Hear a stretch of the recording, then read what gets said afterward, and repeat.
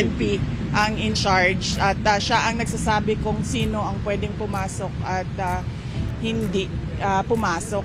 Kausap namin yung aming ICC lawyer and sinabi niya this has never happened before at sinabi niya na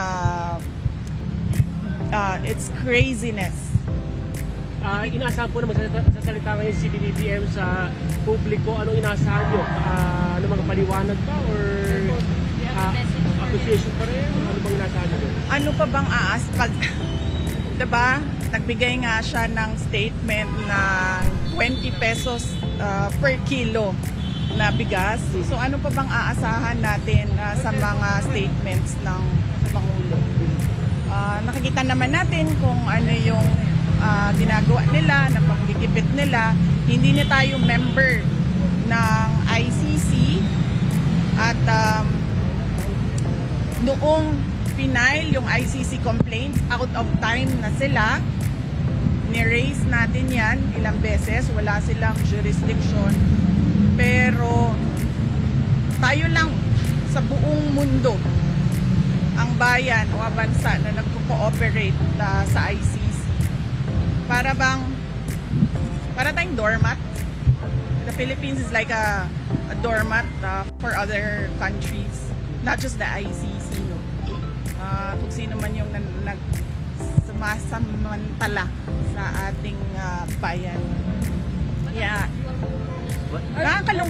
Nakakalungkot dahil saan ka ba nakahanap ng bayan na yung kanyang citizen mismo ibibigay niya sa dayuhan. Nakakahiya bilang isang Pilipino. But were you able to talk to your dad? Kung ano po yung sitwasyon niya currently, kung bago siya umakyat at currently na nakaakyat na siya dun sa...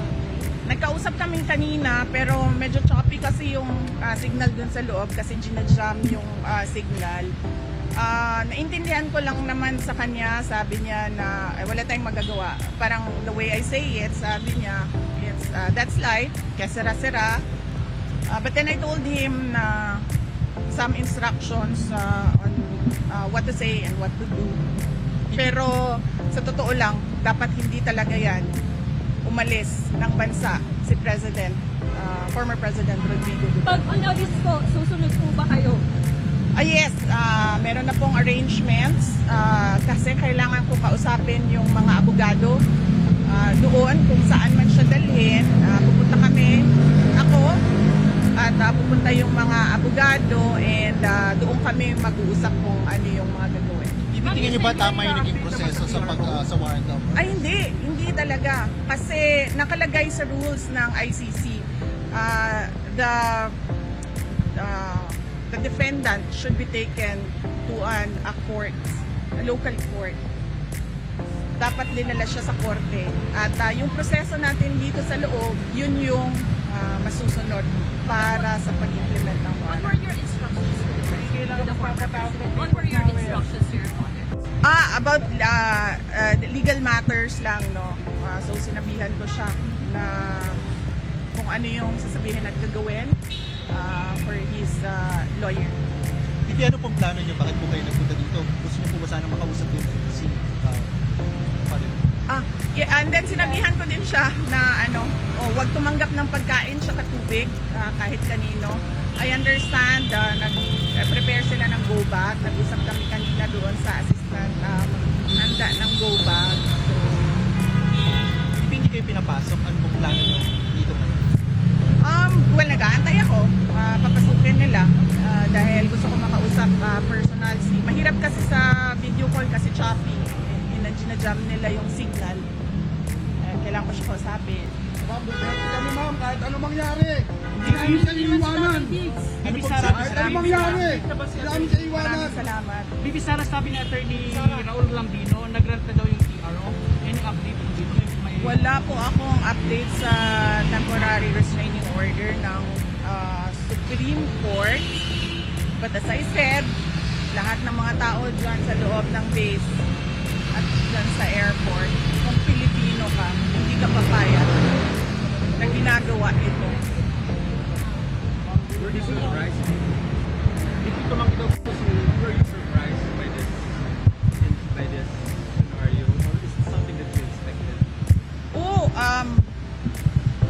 moment that I was still in the cabinet when this was mentioned, and the moment that I talked to the Justice Secretary, and then I noticed that he had very vague answers. We already started to prepare, but I have a different set of lawyers than President Duterte, so we have a book about what to do and all the research materials about ICC. So that is what we did, and then we shared our drafted petition. We had 2 for me. We shared it with the team of PRRD. VP, I know this may be a sensitive question, but have you reached out to the President himself? No. Regarding the matter? No, Why not? because the way that they are doing it right now, there's no talking to the president. Because it's very easy for him to say, do not turn him over to the ICC. You can detain him here, wherever in the Philippines, but do not send him wherever the ICC says. You have a message to BBM. Ever na madala ngayon sa taling si dating ako ni Marcos, kailan mo pa Ay, siya, padala mo doon. Oh, sorry. Dating Pangulo na siya. Very soon. Ano? Very soon, why? Ano yun? Very soon. If ever Ano pong nadala message niya ngayon niyo sa kay taling, BBM? kailan po kayo susunod? Okay. Well, nag-aantay.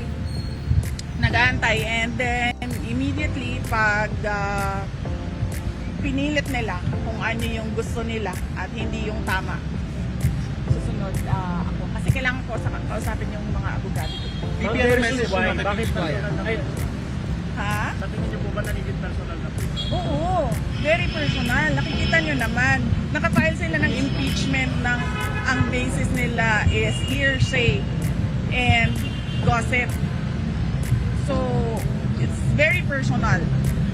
At sabi nga, ng lahat ng kumukwestiyon sa ginagawa ng administrasyon ngayon, this is a diversion from the failures to deliver good governance and decent public service to the Filipinos. Message po kay BBM. Wala akong message sa kanya. I don't think there's talking to a person who will allow a citizen to be turned over to foreigners. BB, can you confirm hindi ba kayo pinayagan pumasok or nakita kayo ng clearance? Hindi kami pinayagan. Ilang beses na kami na paalam, paulit-ulit. So, hindi kami pinayagan. Sara, bilang simpleng mamamayan, ano yung pwede namin magawa para kay Tatay? Accountability. Transparency and accountability from the government. Tinatanong natin kung anong nangyari sa PhilHealth, diba? Tinatanong natin kung anong nangyari sa budget, diba? Pinagulong, sila nakikinabang. Huwag nilang ilihis yung usapan sa mga gawa-gawa nila na mga akusasyon. What's your message to the critics of the former president saying that he had it wrong? Sila nakikinabang. What's your message to the critics of your father that he had it coming? Sugal ng mga tao yun. There is no legal basis at all to turn over or to endorse the president, the former president, to ICC. So, wala silang, kung para sila sa justice at sa batas, walang batas dito eh. So, nasaan sila? So, does that mean na parang we had it coming even if hindi sumusunod sa batas? Kaya nga sabi ko kanina, diba? Sabi ko, gagawin nila kung anong gusto nila kahit hindi tama. Gagawin nila kung anong gusto nila kahit ano. Huwag tumanggilan po yung DFA. Sabi ng DFA, hindi sila nakikipag-usap sa ICC. Pero may issue, ma'am, na ang nasa doc nito is si former Senator Trillanes. Well, siya yung nag-file. Diba? Siya yung nag-file ng complaints and siya naman yung nagbibigay ng updates about sa ICC. Lagi naman tayong ina-update Trillanes sa mga nangyayari sa ICC. So yes, of course, siya din ang nasa likod nito. Ma'am, next move lang, sorry ha. Kasi crucial na itong gabi nito, pag hindi may labas yung PRO, ano next move niyo? Hindi ko alam. Hawakan ko ba yung bulong ng airplane na yan?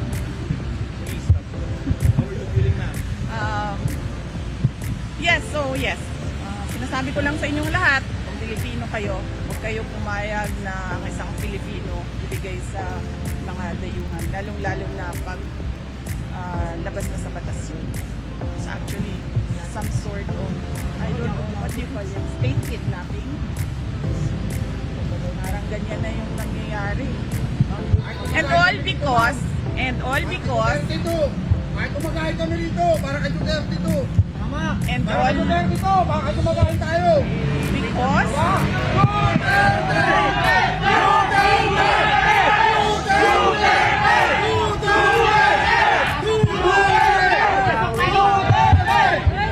Wait lang po, pagka si Vice President, go Vice!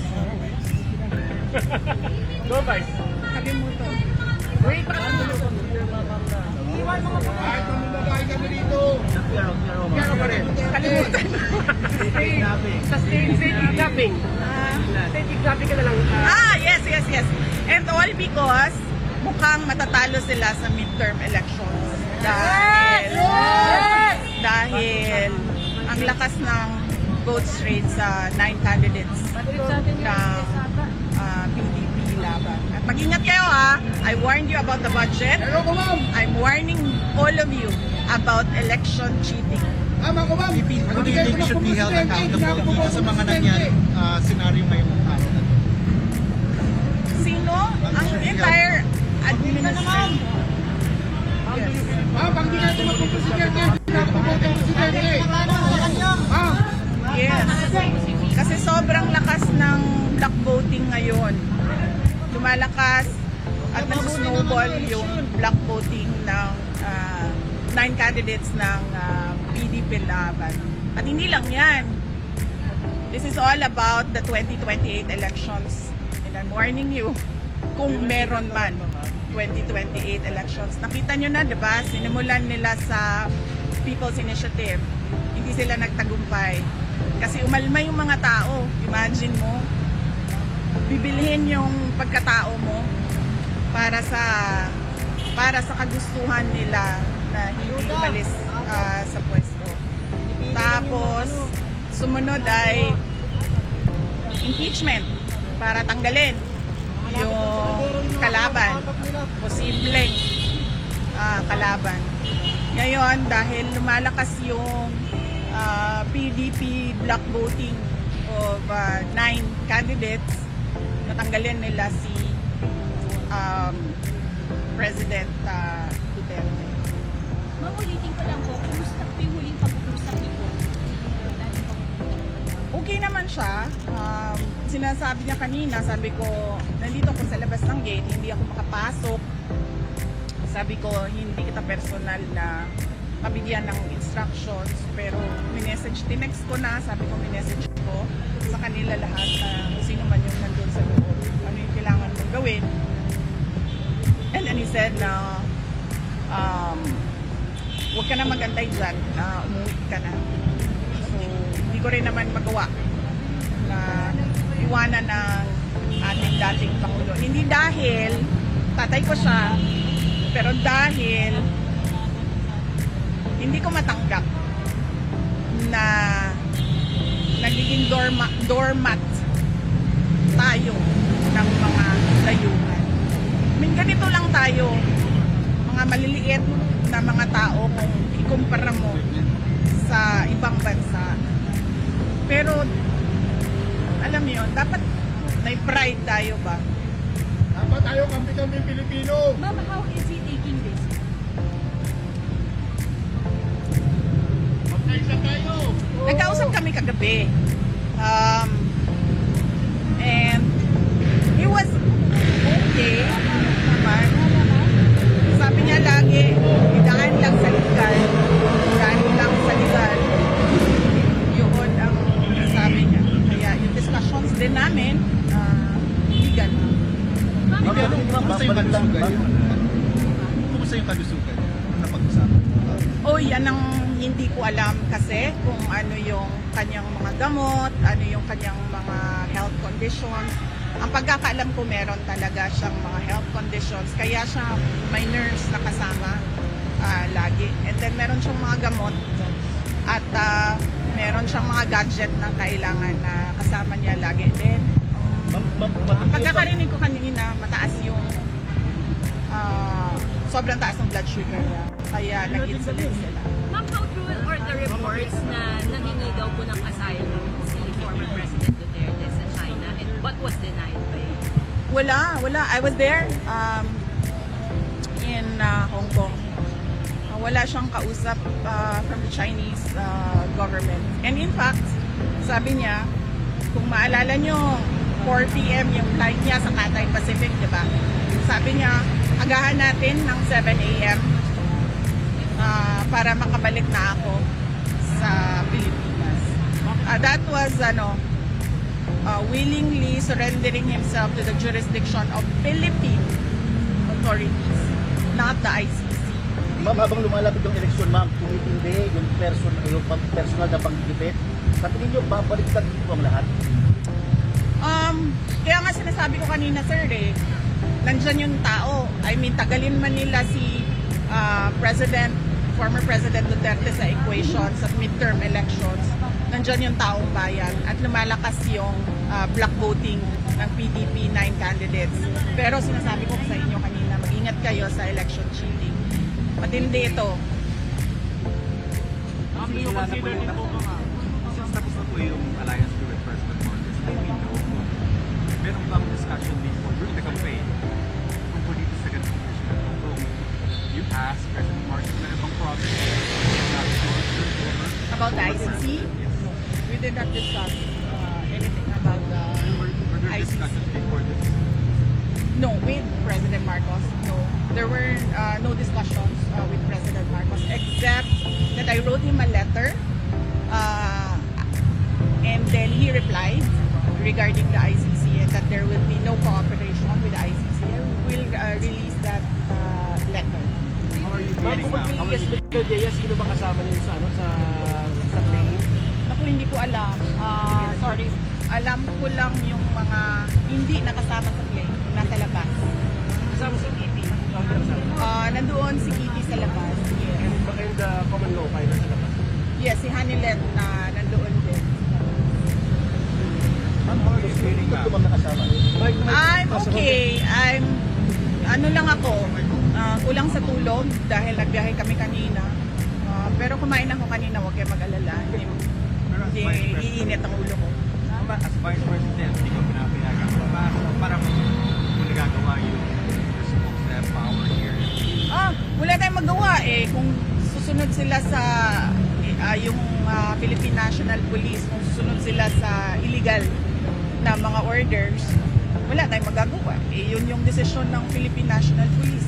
Mag-implement sila ng illegal orders. That's what they did with Yusek Zulaika Lopez. So it's not surprising that it is happening now. Ma'am, may mga balita na kayo daw po, dinadawit mo kayo dito sa issue ng ICC. Sa tingin niyo, ma'am, baka kayo na po ang next na president after this? Oo, sinabihan ako ng nanay ko. Sinabihan ako ng nanay ko, sabi niya, mag-ingat ka dahil ikaw ang susunod. Handa na, ma'am. Anong handa? Kung maghahanda na Pumasok harapin, doon handa na sa- para malampasan, mapagtagumpayan. Iniisip ko lang ang gastos sa abogado eh. Magastos kasi ang mga abogado. So yan lang naman yung concern natin sa ngayon. But so far, napaghandaan din naman yung gastos para sa mga abogado. Okay lang. Yes, my mother warned me about me as the next target for the ICC. Ma'am, bakit di pala kayo magkasabay buhay na Pangulo? Parang pinapalayo ko ba dyan sa circle na huwag ka na idamay ng pamumulit? Hindi. Kasi kami, kung napapansin nyo, kahit dati, hindi kami nagsasabay sa airplane. na silang mag-asawa or kaming mag-ama, hindi kami nagsasabay sa airplane kasi pag nahulog yung airplane, mauubos kami. Kaya never kami nagsasabay sa mga airplanes. Ma'am, nandito lang kami, ma'am. Kaya hindi rin ako makapagsabi sa loob na sasama ako sa airplane na yan. Ma'am, ito pong private plane, ito pong chartered plane na pinagsakyan po kay PRRD. Pag-aari daw po ito ng isang congressman na si Congressman Zaldico. Tama po ba? Hindi ko alam kung sino ang may-ari nung airplane, pero nung nakita ko na sinasabi nila na galing sa Pilipinas lang yung airplane, nakikita na natin na hindi, ibig ko sabihin, ginagawa nila talaga. Ma'am, may labag po ba dito, ma'am, sa paggamit ng private plane?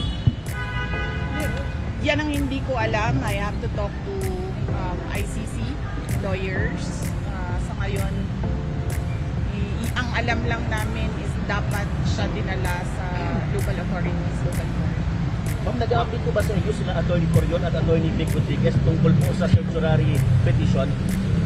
Hindi. Hindi ko pa nakausap si Attorney Vic Rodriguez at si Attorney Corion.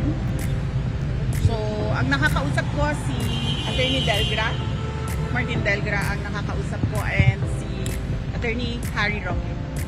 Ma'am, pag naisakay po ba si former President Duterte papuntang Netherlands, do you now consider to run for 2028 presidency? Hindi pa yan yung iniisip natin ngayon. Ang iniisip natin ngayon, unang-una, hindi dapat makaalis si President Duterte dito sa Pilipinas. At pangalawa, kung pipilitin man ng gobyerno na ipadala sa Hague si former President Rodrigo Duterte, paano natin siya mapabalik sa Pilipinas. Yan lang muna yung asikasuhin natin sa ngayon. And of course, yung pangangampanya ng 9 candidates ng PDP Laban. Ma'am, sabi nila, ma'am, may sinabi si Attorney Pixie Angeles ngayon lang po, ma'am, after po naman isakay sa chartered Lear jet si PRRD. Ang sabi niya po, kapag pumalis itong aeroplanong to, mananawagan tayo ng people power. Ano po yan, ma'am? Hindi ko kasi nabasa or narinig yung kanyang statement, so hindi ako maka-comment sa kung anong nasabi ni Attorney Trixie. Pero sinusuportahan niyo po ito, ma'am? Hindi ko iyan, hindi iyan ang concern ko ngayon. Ang concern natin lahat ngayon ay paano mapanatili dito sa Pilipinas si President Rodrigo Duterte. So tulungan ninyong ng taong bayan, tulungan ninyo kami mag-isip kung paano natin yan magawa na hindi siya umalis dito sa So, ma'am, Pilipinas. tutulungan namin ang Bibi, sabi po ni Attorney Delga, huling-huling po po nila ng ang family po ay makita kayo, makausap kayo, pero hindi pinagbigyan. How are you? Well, hindi na nakakagulat yung ganyan na klase na paggigipit sa kanila.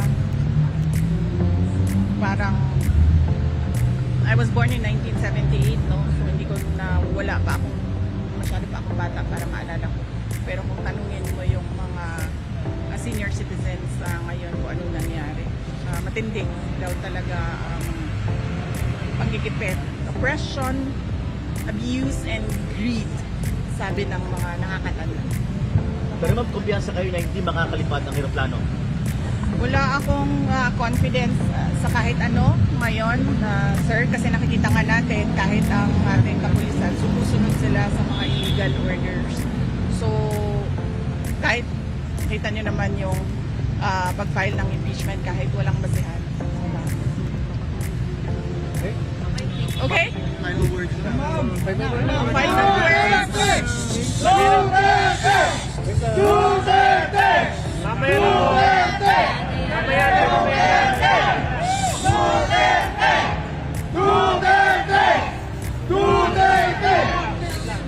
Ang final words natin, huwag tayo malihis sa totoong problema ng bayan.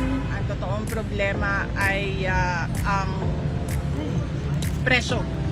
Ang mahal na presyo ng bilihin, ang kahirapan ng ating mga tao, ang korupsyon sa ating budget, ang kawalan ng development projects, ang nangyari sa PhilHealth, ang nangyari sa ngayon na tila ba we are stagnant, hindi tayo umuurong forward. Nandito lang tayo nakatayo at walang nangyayari sa bayan, walang nangyayari tungkol sa kahirapan. Yan yung totoong problema ng bayan. Hindi yung ICC, hindi yung impeachment. Ma'am, pahabol. Nakausap niyo po si President, si PBBM, ma'am. Wala. Hindi kami nagkausap ni President Marcos. There's no talking to someone who does not follow on with his practices. Thank you. Thank you.